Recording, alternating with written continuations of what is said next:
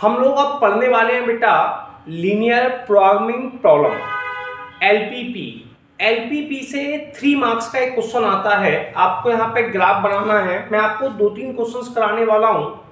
इन जैसा क्वेश्चन या ये क्वेश्चंस 100% आपको एग्जाम में मिल जाएंगे। सारे क्वेश्चंस की प्रोसेस बिल्कुल सेम होती है, केवल आपकी वैल्यू चेंज होती है। तो आपको ये टॉपिक ध्यान से समझ लेना है।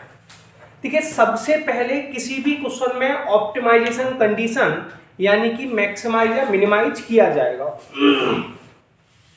यहां पर बेटा मैक्सिमाइज लिखा हुआ है, तो इसे मैक्सिमाइज, जब तक कोई भी ग्राफ आपका प्रिपेयर नहीं हो जाता, आप लोगों का ग्राफ नहीं बन जाता, उस कंडीशन तक आप न्यूमेरिकल को कभी भी मैक्सिमाइज मिनिमाइज यूज नहीं कर सकते।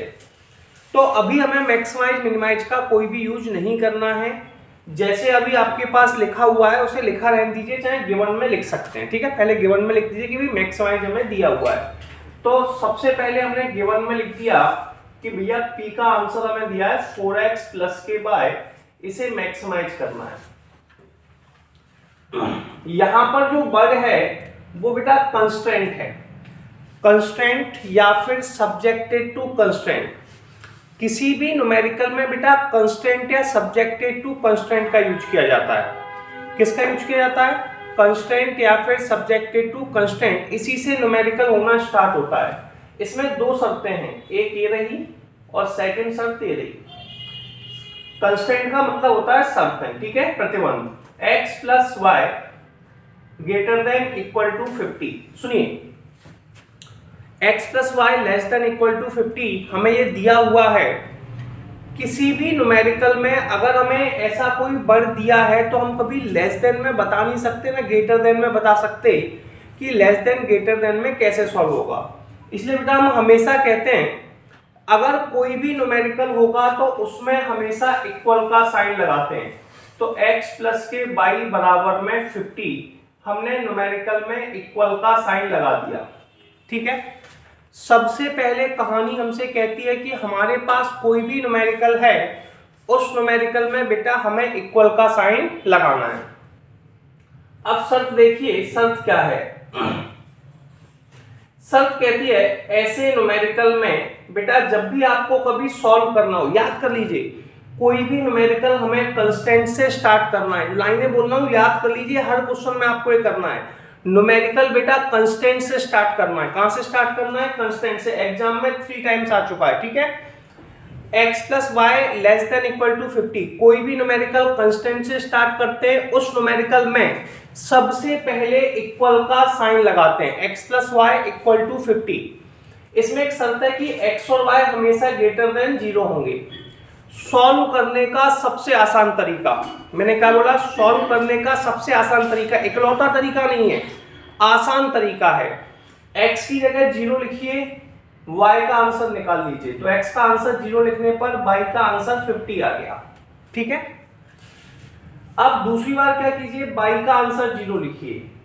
अब जैसे ही y का आंसर 0 लिखा यानी कि y खत्म, x का आंसर 50 आ गया। पहली शर्त ये होती है, तो पहली लाइन को बेटा मैंने ब्लैक कलर से रिप्रेजेंट किया। थोड़ी सी स्पेस छोड़ूंगा 1-2 लाइन की, फिर मैं सेकंड स्टैंड को उठाऊंगा। ठीक है, 3x plus K by less than equal to 90। मैंने आपसे बोला था कोई भी कंस्टेंट है उसमें लेस देन का साइन लगा है, ग्रेटर देन का साइन लगा है, इक्वल का साइन लगा है। अगर आपको न्यूमेरिकल स्टार्ट करना है तो सबसे पहले इक्वल से स्टार्ट करना पड़ेगा। किससे स्टार्ट करना पड़ेगा? इक्वल से। तो सबसे पहले बेटा हम लोगों को इक्वल का साइन लगाना पड़ेगा। x plus Y equal to में 90। ये आ गया। इसे बेटा सॉल्व करने का तरीका क्या होगा? इसे सॉल्व करने का तरीका क्या होगा? सबसे पहले हम इसे 2 पार्ट्स में तोड़ने वाले हैं। सबसे पहले हम क्या करेंगे, x की जगह 0 लिखेंगे। किसकी जगह? x की जगह 0 लिखेंगे और y का आंसर निकालेंगे।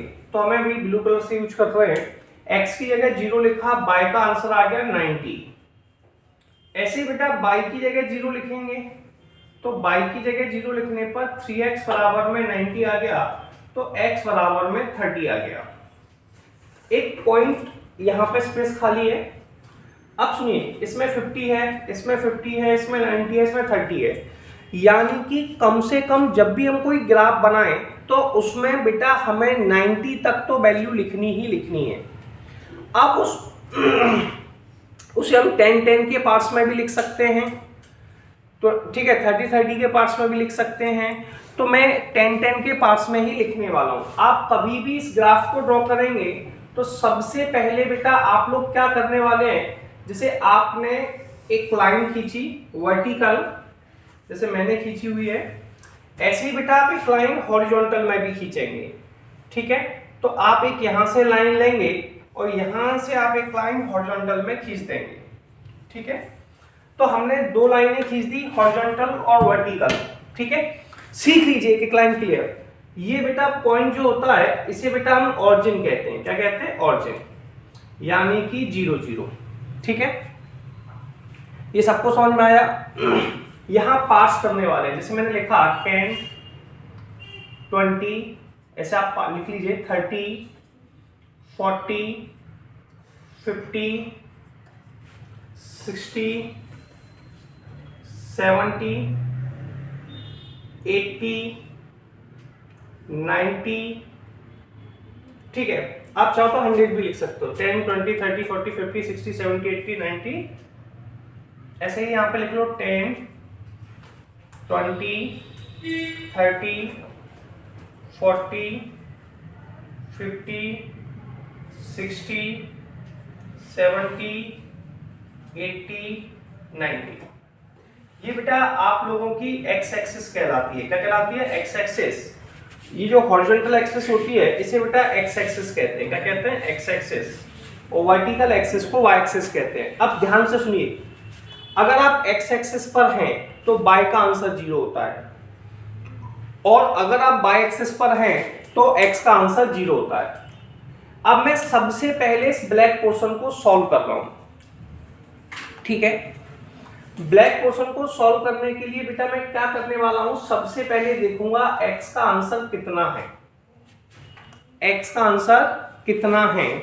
अगर किसी न्यूमेरिकल में x का आंसर 0 है और y का आंसर 50 है, x का आंसर कितना है बेटा? 0 है और y का आंसर कितना है? 50। तो मुझे 0 50 को मार्क करना होगा। 0 50 बेटा कहां पर होगा? ये जो पॉइंट है ये बेटा आपका 0 50 हमने मार्क कर दिया। ठीक है, दूसरा पॉइंट है बेटा, सबसे पहले हम x बोलेंगे उसके बाद y। ABCD आपको आती है, पहले क्या प्रोनाउंसिएट करना है? x को, उसके बाद y को। तो दूसरा आंसर है बेटा 50 0। कितना है? 50 0।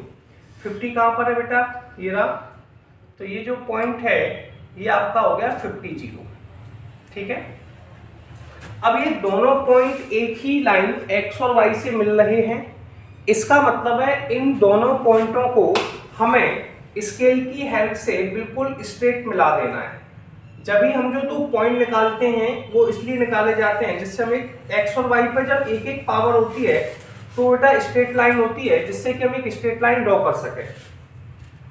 आप चाहें तो इसे एक स्ट्रेट लाइन का नाम क्या है? इस स्ट्रेट लाइन का नाम है x plus Y equal to 50। अब हमारी प्रॉब्लम यहां से स्टार्ट होती है। या तो बेटा ये फिगर नीचे की तरफ आएगा लोअर हाफ में, या फिर ये फिगर जो बनेगा बचा हुआ फिगर आप कहेंगे नीचे ऊपर क्यों आएगा? जो लेस देन और ग्रेटर देन होता है, लेस देन मतलब इससे कम है, इक्वल का साइन तो आपने बना दिया, लेकिन लेस देन आपने बनाया नहीं। ग्रेटर देन दिया होता तो ग्रेटर देन बनाते नहीं। तो लेस देन और ग्रेटर देन से वो या तो लोअर हाफ में आएगा या फिर अपर हाफ में आएगा। अब आप कैसे पता करेंगे कौन से हाफ में आएगा, है ना? तो सबसे पहले आप क्वेश्चन के पास जाइए। सबसे पहले मैंने जो लाइनें बोल रहा हूं, सबसे पहले आप क्वेश्चन के पास जाइए और क्वेश्चन में बेटा हम लोगों को x और y की जगह 0 0 लिखना है। x और y की जगह क्या लिखना है? 0 0। तो आपकी जो बचपन का प्यार है, जिसे मैं प्यार से कह देता हूं भाई बचपन का प्यार, क्या कहता हूं? बचपन का प्यार। मैं यहां पे लिख देता हूं बचपन का प्यार। बेटा इसे बेटा मैं ऑरिजिन कहता हूं। क्या कहता हूं? ऑरिजिन। तो मैं इसे ऑरिजिन की हेल्प से चेक करने वाला हूं। क्या करने वाला हूं? चेक। आप कहेंगे ऑरिजिन की हेल्प से कैसे चेक करते हैं? ऑरिजिन की हेल्प से चेक करने के लिए एक्स और वाई की जगह 0 0 लिखते हैं। एक्स की जगह क्या लिखेंगे? 0 लिखा मैंने। बेटा वाई की जगह क्या लिखेंगे? 0 लेस देन इक्वल टू 50। अब एक क्वेश्चन है आपसे 0 प्लस 0। देखिए इक्वल का साइन तो मैं 0 प्लस 0 0 होता है, ठीक है। अब इक्वल का साइन तो मैं ड्रॉ कर चुका हूं, इक्वल का साइन तो मैं ड्रॉ कर चुका हूं। 0 50 से छोटा है। इस बात को आपको बताना है ये बात सही है कि गलत है। 0 ये साइन किसका है? लेस देन का, और ये क्या है? 50। 0 लेस देन 50, 0 50 से छोटा है। ये बात ट्रू है कि फॉल्स है? तो आप कहेंगे सर ट्रू है ये बात। तो अब मैं कहता हूं सुनिए, अगर कभी चेक करने पर ये ट्रू आ जाए, क्या आ जाए? ट्रू आ जाए, तो आंसर होता है towards the origin, towards the origin, ठीक है। अगर ये आंसर फॉल्स आ जाए, क्या आ जाए? फॉल्स। क्लियर है? तो बेटा अब टुवर्ड्स द ऑरिजिन का मतलब समझिए। टुवर्ड्स द ऑरिजिन का मतलब होता है ऑरिजिन की तरफ। अगर ये आंसर फॉल्स आ जाए, क्या आ जाए बेटा? यहां पर लिख लीजिए दो स्टेटमेंट कि अगर कभी कोई चीज ट्रू आ जाए तो उसे बेटा हम कहते हैं towards the origin, towards the origin. अब अगर कोई चीज फॉल्स आ जाए, क्या आ जाए? फॉल्स, तो बेटा उसे हम कहते हैं away from the origin, away from the origin.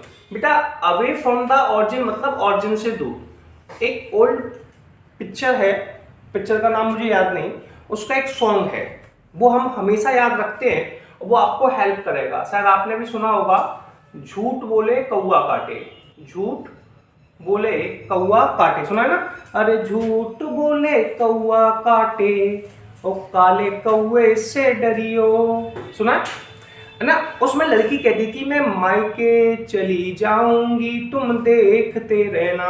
बेटा मायके नहीं जाना, उसने बोला था मैं मायके चली जाऊंगी तुम देखते रहना, याद है? तो तुम क्या कहना? मैं ऑरिजिन से दूर चली जाऊंगी, ऑरिजिन, ठीक है। तो ऑरिजिन से दूर, तो जो मायके से दूर चली जाऊंगी, तो आप यहां लिखेंगे मैं ऑरिजिन से दूर चली जाऊंगी, ठीक है। तो आप कहेंगे मैं ऑरिजिन से दूर चली जाऊंगी तुम देखते रहना। इसे एक बार याद करेंगे, कैसे? अरे झूठ बोले कौआ काटे और काले कौए से डरियो, है ना? तो झूठ बोलने पे क्या होगा? मैं ऑरिजिन से दूर चली जाऊंगी तुम देखते रहना। अगर बेटा स्टेटमेंट फॉल्स है तो हमें ऑरिजिन से दूर जाना है। स्टेटमेंट फॉल्स है तो ऑरिजिन से दूर जाना है, और स्टेटमेंट अगर बेटा ट्रू है तो ऑरिजिन के पास आना है। क्या आना है? ऑरिजिन के पास। इस पे भी एक पुरानी पिक्चर का गाना है, ऑरिजिन जो वैल्यू है उसे अपने पास बुलाएगा। जैसे पुरानी पिक्चर में एक नागिन आवाज लगाती थी और उस समय बुलाती थी ना अपने नाक को, कैसे बुलाती थी? आजा आजा। तो ऐसे ही बेटा ऑरिजिन बुलाएगा, कैसे? आजा आजा, ठीक है। तो ये ऑरिजिन के पास आएगा, ठीक। अब हमारा जो स्टेटमेंट आया वो ट्रू आया। कैसा आया था? ट्रू। तो अब ये ब्लैक लाइन को, ये ऑरिजिन है, ये ब्लैक लाइन है, ये कौन है बेटा? ऑरिजिन है, और ये ब्लैक लाइन है। तो ऑरिजिन इस ब्लैक लाइन को अपने पास बुला रहा है। कैसे बुला रहा है? पास, ठीक है। तो ऑरिजिन ने इसे अपने पास बुलाया। अगर पास बुलाया है तो बेटा ब्लैक लाइन को इन्होंने इस तरीके से ड्रॉ कर दिया, ठीक है। पहला फिगर क्लियर हुआ। अब हम लोग जाते हैं सेकंड फिगर के पास। सेकंड फिगर बेटा क्या कहता है कि x का आंसर 0 है और y का आंसर 90 है, ठीक है। तो x0 कहां पर भैया? जो y एक्सिस होती है उस पे x का आंसर 0 होता है। y एक्सिस ये रही, इस पे x का आंसर 0 होगा और y का आंसर कितना है बेटा? 90। तो ये हमने मार्क कर दिया और आपने बहुत अच्छे से सीखा है, ये बेटा 0 90 है, ठीक है। 30 और 0, 30 और 0 30 और 0 में बेटा ये पॉइंट है, ये है बेटा आप सभी लोगों का 30 0। ये दोनों पॉइंट आपने मिला दिए। जब आपके दोनों पॉइंट मिल जाए तो बेटा स्केल को आप इस तरीके से मिलाएंगे और एक स्ट्रेट लाइन ड्रॉ कर देंगे। ठीक है, कोई डाउट नहीं है, पॉइंट क्लियर हुआ। इस स्ट्रेट लाइन में एक बात हमें हमेशा याद रखनी है, इसका नाम भी लिख सकते हैं, इस लाइन का नाम है 3x + k < 90। इस लाइन में बेटा हम लोग क्या करते हैं, जो न्यूमेरिकल कहता है कि इस लाइन के अंदर हम लोग x की जगह और y की जगह 0 लिखते हैं। ठीक है, तो मैंने x और y की जगह 0 लिखा। अब ये चेक करूंगा कि स्टेटमेंट ट्रू है कि फॉल्स है। क्या है, ट्रू है कि फॉल्स है। तो मैंने कहा भाई देखो 0 < है 90 से स्टेटमेंट ट्रू है। मैंने आपको बताया था कि अगर फॉल्स स्टेटमेंट होगा तो आप ऑरिजिन से दूर जाएंगे और गाना भी सुनाया था, है ना। फॉल्स स्टेटमेंट में बेटा ऑरिजिन से दूर जाएंगे और गाना भी सुनाएंगे। ट्रू स्टेटमेंट में ऑरिजिन के पास आएंगे। कैसे आएंगे, ऑरिजिन के पास आएंगे। क्लियर है। तो ऑरिजिन के पास आना है यानी कि नीचे की तरफ आना है। ठीक है, ऊपर से नीचे की तरफ हम ब्लू लाइंस को खींच देंगे। ऑरिजिन का ये ब्लू लाइन ये दी, तो इन्हें मिलाते जाएंगे। ठीक है, तो ये सारी लाइनों को मैंने मिला दिया। अच्छा, अब एक बात सुनिए ध्यान से आप सभी लोग, और मन लगा के समझ लेना है आप सभी लोगों को। भैया क्या समझ लेना है, सुनिए। अरे ये बेटा सिंगल ब्लैक है, हमारे पास दो लाइनें थी, एक ये और एक ये। यहां पर ओनली ब्लू कलर आ रहा है। कौन सा आ रहा है, ओनली ब्लू कलर। ये सुनो, और यहां पर बेटा ओनली ब्लैक कलर आ रहा है। क्या आ रहा है, ओनली ब्लैक कलर। ठीक है, यहां पर ओनली ब्लू आ रहा है और यहां पर बेटा ओनली ब्लैक कलर आ रहा है। क्या आ रहा है, ओनली ब्लैक कलर। कोई समस्या है। अब तो जो हम जो सेक्शन सेलेक्ट करते हैं वो सेलेक्ट करते हैं जो दोनों के पास होता है, ब्लू और ब्लैक के पास। इसके बाद ये हमारा काफी हद तक फिगर प्रिपेयर हो गया। फिगर प्रिपेयर होने के बाद बेटा हम लोग क्या करते हैं, मैक्सिमाइज और मिनिमाइज निकालने का प्रयास करते हैं। ठीक है, सबसे पहले हम इसे दो पार्ट्स में ब्रेक कर लेते हैं। यहां पर बेटा हम लिखेंगे कॉर्नर पॉइंट।